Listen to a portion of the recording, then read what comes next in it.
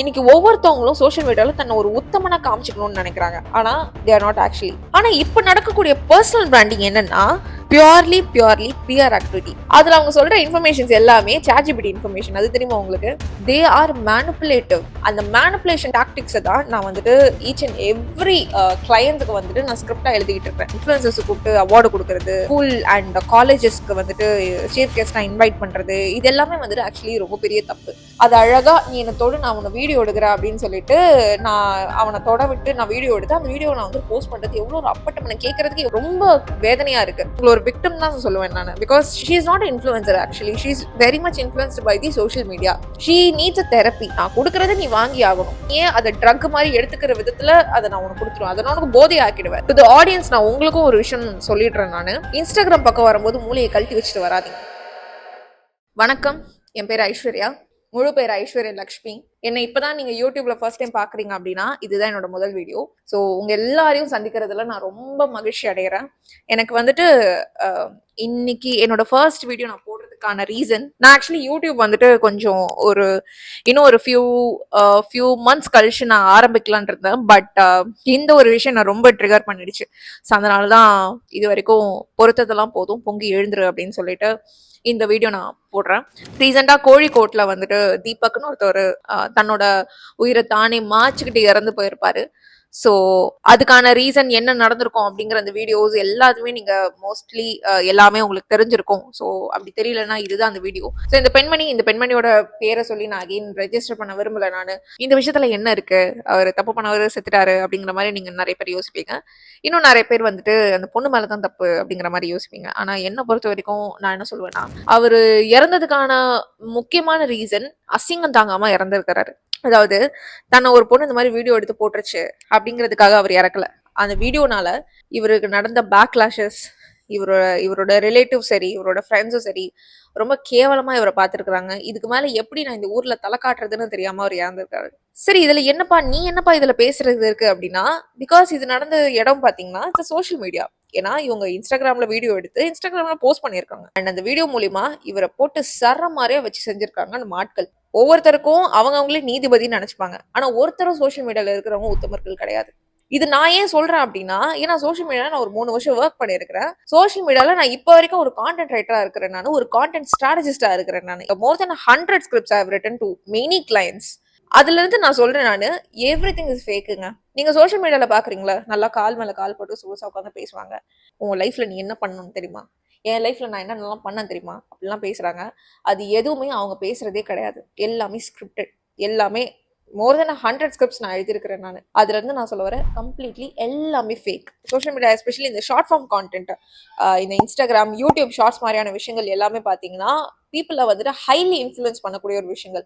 YouTube video நம்ம பார்க்கணும்னு வந்தாலே மைண்ட் செட்டை வந்துட்டு நம்ம எப்படி வச்சுட்டு வரோமா, நிதானமா வச்சுட்டு வருவோம். ஒரு வீடியோக்கு நம்ம ஒரு 10 நிமிஷம் இன்வெஸ்ட் பண்ண போறோம், நம்ம டைம் கொடுக்க போறோம் அப்படிங்கிற ஒரு மைண்ட் செட்டோட தான் நம்ம யூடியூப் பக்கம் வருவோம். லாங் ஃபார்ம் கான்டென்ட் பார்க்கணும்னு நினைக்கிறவங்களோட மைண்ட் செட் எப்படி இருக்கும்னா நிதானமா இருக்கும், ஓரளவுக்கு நிதானமா இருக்கும். ஆனா ஷார்ட் ஃபார்ம் கான்டென்ட் பார்க்கணும்னு நினைக்கும் போது அவங்களோட மூளையை கழட்டி வச்சுட்டு தான் இன்ஸ்டாகிராம் ஒரு ஷார்ட்ஸ் பக்கமே வருவாங்க. சரிங்களா? அவ்வளோ இம்பல்சிவா இருக்கும் அவங்க மைண்ட் செட். ஒரு 5 செகண்ட்ல அவங்களோட அட்டென்ஷனை பிடிக்கல அப்படின்னா உங்களுக்கு ஜஸ்ட் அப்படியே ஸ்வைப் பண்ணிட்டு போயிடுவாங்க. இஃப் இன்கேஸ் நீங்க அட்டென்ஷனை பிடிச்சிட்டீங்க அப்படின்னா அந்த வீடியோல என்ன காமிக்கிறீங்க அப்படிங்கறத அப்பட்டமா அவங்க நம்பிடுவாங்க. சரிங்களா? லாஜிக்கலா they will not think, okay இது இந்த வீடியோட உண்மை தன்மை என்ன, இந்த வீடியோல லாஜிக்கலா ஏதாவது மிஸ்டேக் இருக்கா, ஸோ இது உண்மையிலேயே ஆக்சுவலி அந்த அந்த அவங்களோட எந்த இன்டென்ஷன்ல எடுக்கிறாங்க, இது உண்மையிலேயே வந்துட்டு அந்த லாஜிக்கலா எதுவுமே திங்க் பண்ண மாட்டாங்க. தப்பா தப்பு, கரெக்டா கரெக்ட், இவன் சாதிச்சிட்டானா சாதிச்சிட்டான். அப்படிங்கும் போது இந்த ஷார்ட் ஃபார்ம் கண்டென்ட்ல நம்ம என்ன நினைச்சாலும் இப்படிங்கிறதுக்குள்ள வைரல் ஆயிடும். அதாவது இப்படிங்கிறதுக்குள்ள அது வந்துட்டு நல்லா இருந்துச்சு, உங்க அட்டென்ஷனை கிராப் பண்ணிடுச்சு அப்படின்னா ஈஸியா டப்புன்னு வைரல் ஆயிடும். இப்ப இம்பல்சிவ் மைண்ட் செட்ல வரவங்கள ஈஸியா நம்மளால மேனிபுலேட் பண்ணிட முடியும். அந்த மேனிபுலேஷன் டாக்டிக்ஸை தான் நான் வந்துட்டு ஈச் அண்ட் எவ்ரி கிளையன்ஸுக்கு வந்துட்டு நான் ஸ்கிரிப்டா எழுதிட்டு இருக்கேன். அப்படிங்கும் போது நான் எத்தனையோ மோர் தென் 100 ஸ்கிரிப்ட்ஸ் நான் written to clients whose needed. Like எப்படி சொல்றது, Aishwarya, people will ask me that எனக்கு பர்சனல் பிராண்டிங் பண்ணணும். ஓகே சார், ஸோ என்ன நீங்க ஐடியா வச்சிருக்கிறீங்க, எனி திங் இல்லைன்னா இல்ல I don't have any time, I want to do a personal branding.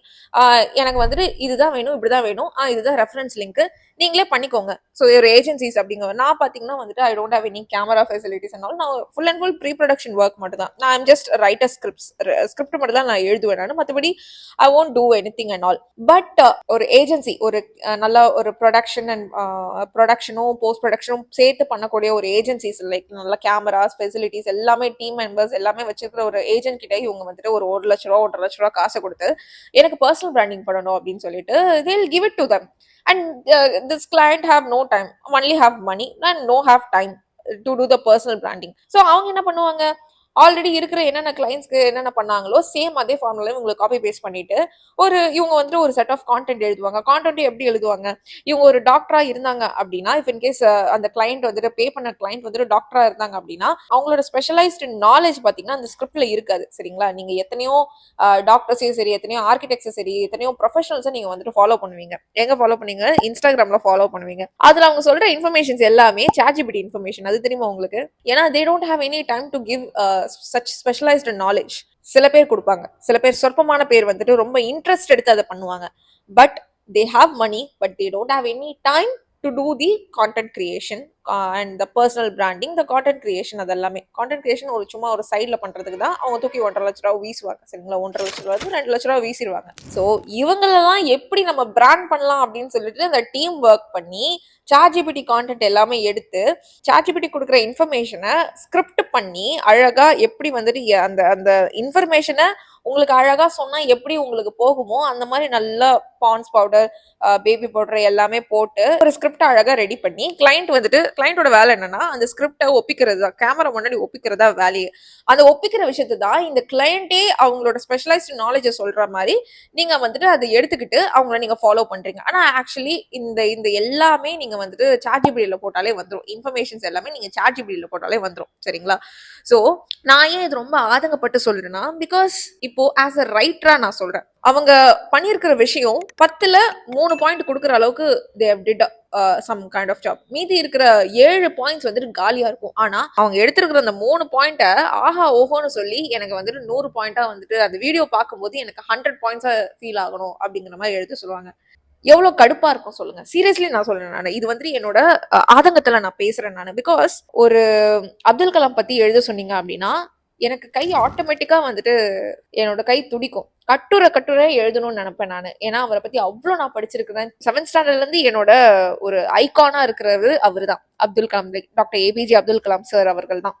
அவரை பத்தி நான் பிளாக் எழுத சொன்னா எழுதுவோம், பக்கம் பக்கமா எல்லாமே நான் எழுதுவேன். பிகாஸ் அவரை பத்தி நான் அந்த அளவுக்கு இன்ஸ்பயர் பண்ணியிருக்கேன். அவரை பத்தி எவ்வளோ எழுதினாலும் என்னோட வார்த்தைகள் வந்துட்டு தீராது.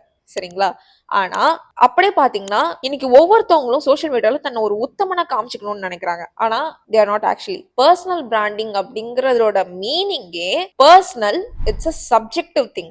எனக்கு பர்சனலா சரின்னு படுற விஷயம் உங்களுக்கு கரெக்ட்னு படாது, உங்களுக்கு கரெக்ட்னு படுற விஷயம் பர்சனலா எனக்கு கரெக்ட்னு படாது. ஆனா இப்ப நடக்கக்கூடிய பர்சனல் பிராண்டிங் என்னன்னா பியூர்லி பியர் ஆக்டிவிட்டி.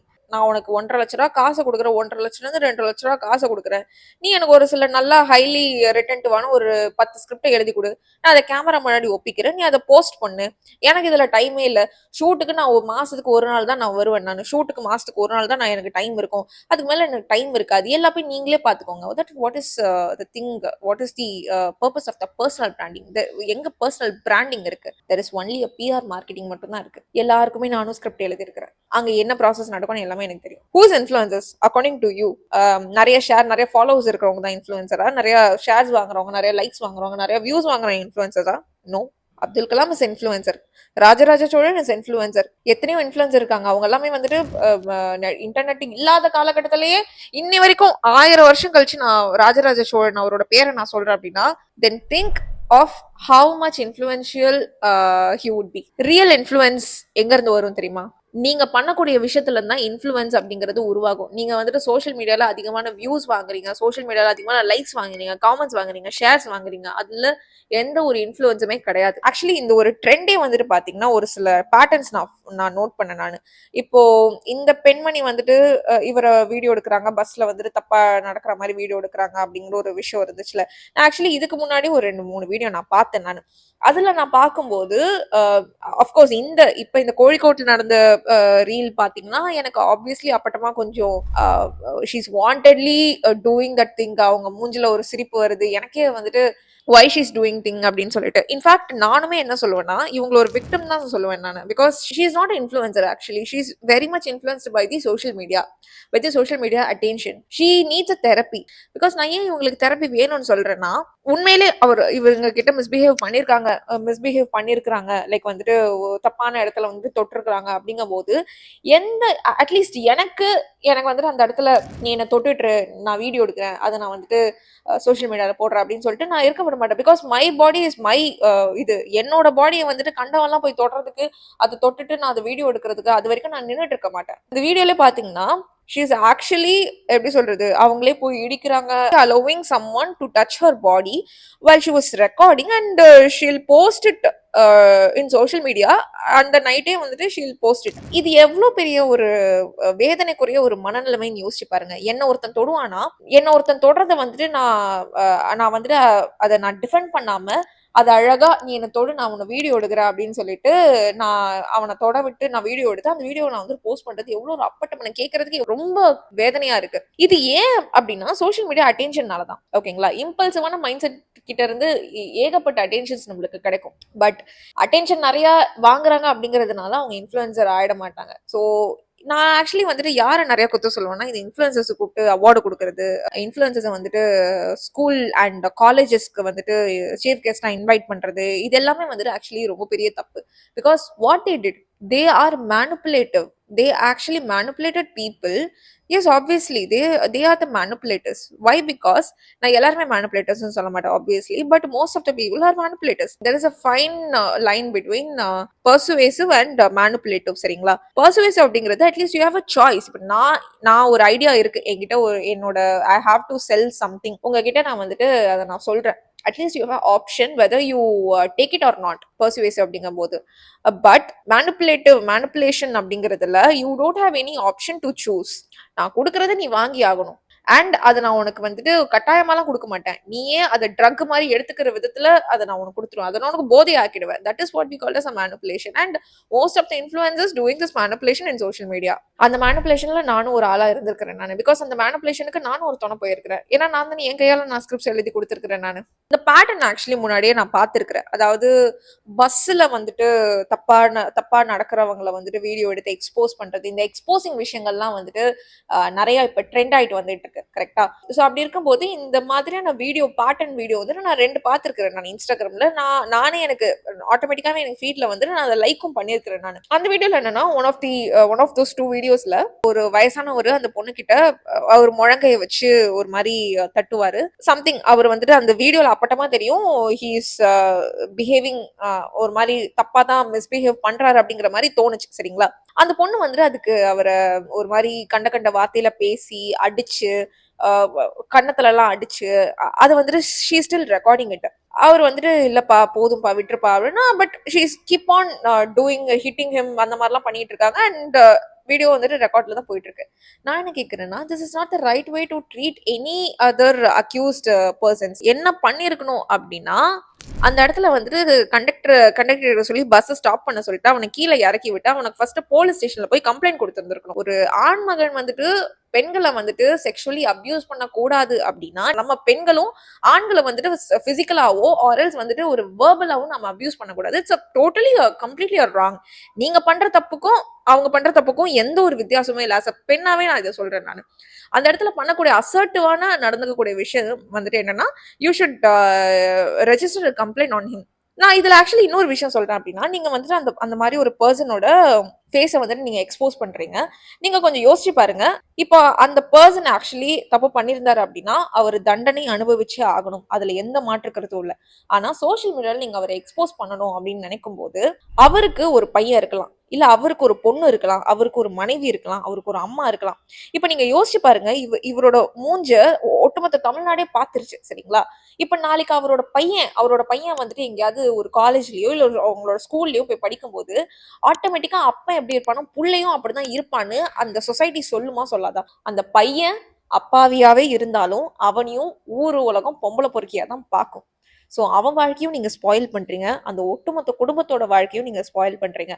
எனக்கு சோஷியல் மீடியாவோட டைனமிக்ஸ் அண்ட் அதுல வந்துட்டு ஒரு கான்டென்ட் போட்டா எப்படி போகும், எந்த கான்டென்ட் போட்டா எப்படி போகும் அப்படிங்கிற விஷயங்கள் எனக்கு ஓரளவு எனக்கு தெரியும் அப்படிங்கிறதுனால, இன்ஸ்டாகிராம்ல உள்ள ஆடியன்ஸை நான் ரொம்ப நாள் பாக்குறேன் அப்படிங்கிறதுனால என்னால அவங்களை அண்டர்ஸ்டாண்ட் பண்ணிக்க முடியுது.